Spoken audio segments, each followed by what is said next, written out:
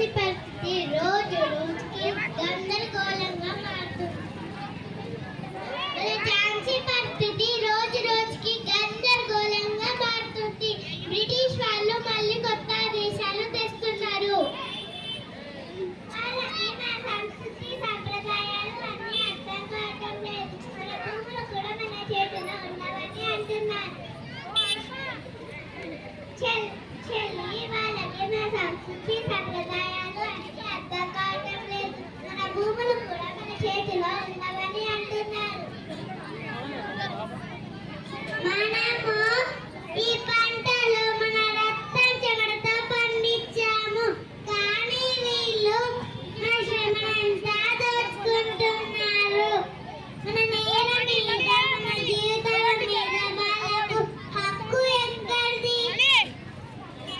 ప్రజలారా, మనకి మన మహారాణి గారు దారి చూపుతారు. మనమందరం మన మహారాణి దగ్గరికి వెళ్ళడం మంచిదని భావిస్తున్నామా? అలాగే మంత్రి గారు. ఝాన్సీ మహారాణి గారికి జై! ఝాన్సీ మహారాణి గారికి జై! ఝాన్సీ మహారాణి గారికి జై! ఝాన్సీ మహారాణి గారికి జై! ఝాన్సీ ప్రజలారా, ఈ రాజ్యం మనదే. మన పుట్టిన నేల మన సొంతం. మన భవిష్యత్తు కోసం మనం నిలబడాలి. ఇది నా పోరాటం మాత్రమే కాదు, ఇది మనందరి పోరాటం.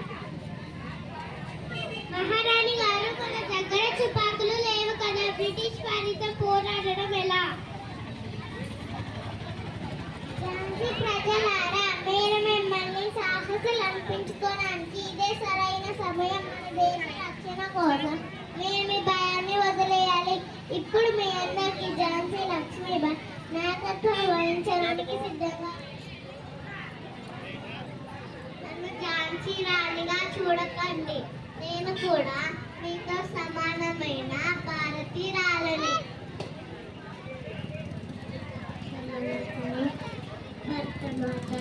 నేను కూడా యుద్ధానికి రావాలనుకుంటున్నాను. ఈ భూమి కోసం నేను ఏదైనా చేస్తాను. నా చిన్నారి, నీలో భవిష్యత్తు ఉంది. నీ ధైర్యం ఇతరులకు స్ఫూర్తినిస్తుంది.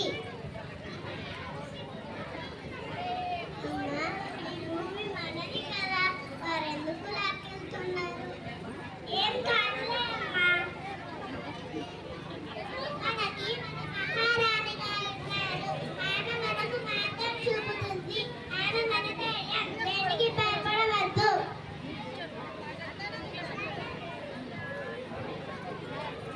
మహారాణి గారు, మన సైన్యం తక్కువగా ఉన్న వ్యూహాత్మకంగా ఆలోచిస్తే విజయం సాధించవచ్చు.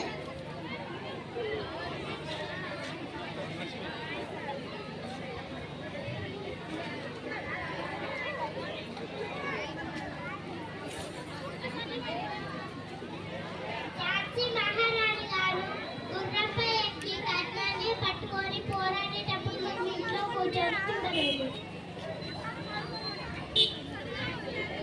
నాది కూడా అదే మాట. ఆమె కోసం మేము ఏదైనా చేయాలి.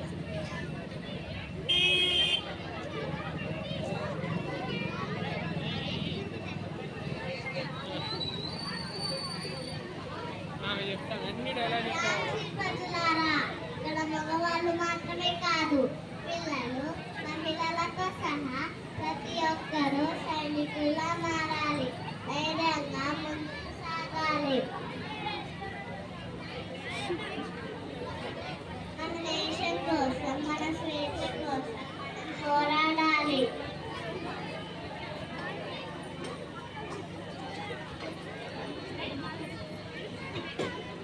లక్ష్మీబాయి, నువ్వు కేవలం ఝాన్సీకి రాణి మాత్రమే కాదు, నువ్వు నా కమాండర్. నీ గుండెల్లో రగులుతున్న జ్వాలలే భరత మాతకి ఊపిరి. నన్ను ఝాన్సీ రాణిగా చూడకండి. నేను కూడా మీతో సమానమైన భారతీయురాలని.